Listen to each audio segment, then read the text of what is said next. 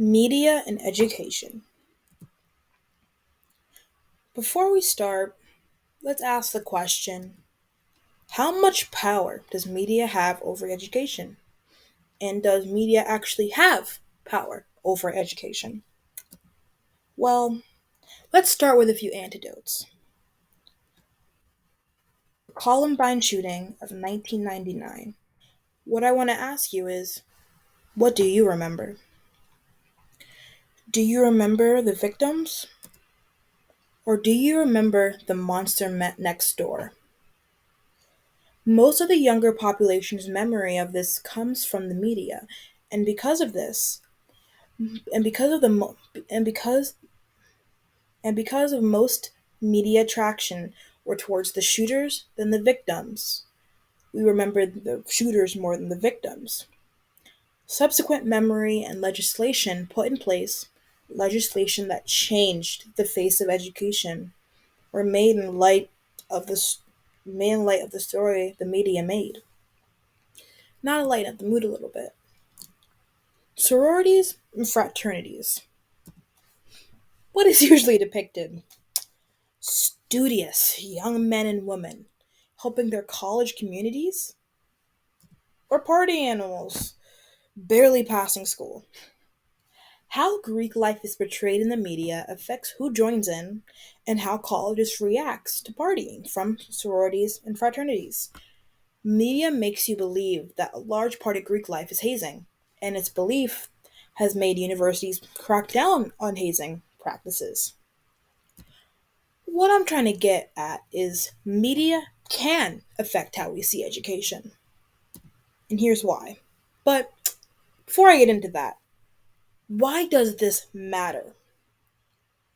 To understand why this matters, we need to understand what is media and what is education, and we need to look at the research behind both of these topics.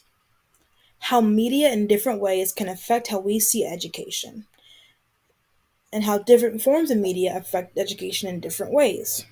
So let's start with this.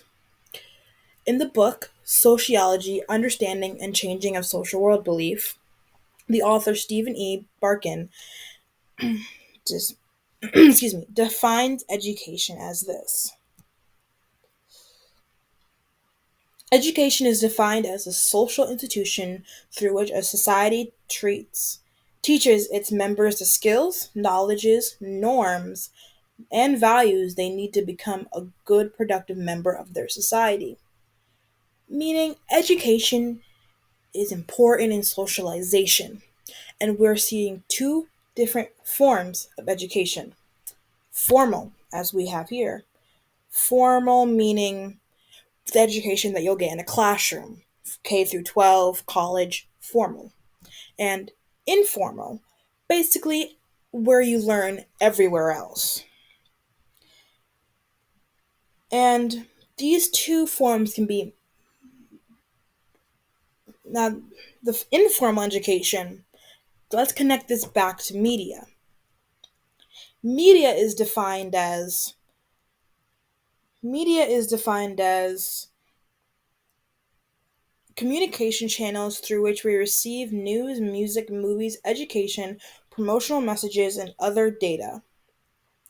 Media is a constant in our lives, from TV and radio, video games, social media, and everyone is familiar with media, as everyone is familiar with education.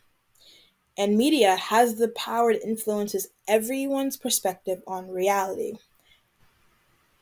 Connecting this to informal parts of education, let's look at the video game Battlefield 1.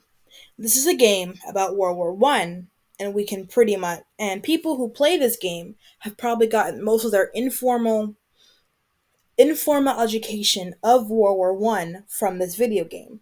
They got most of their education on World War One from a source of media. Well, what does this all mean? Connecting it back to some of the antidotes, let's go back to Greek life. A great example of media affecting education is the movie Go.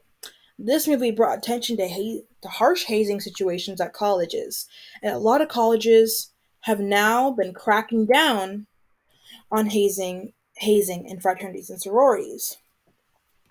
Overall, both media and education have large parts to play in everyday society. Now, I pose you two questions. The first, does different forms of media affect education differently? And how does the difference in audience affect the views of education? Thank you.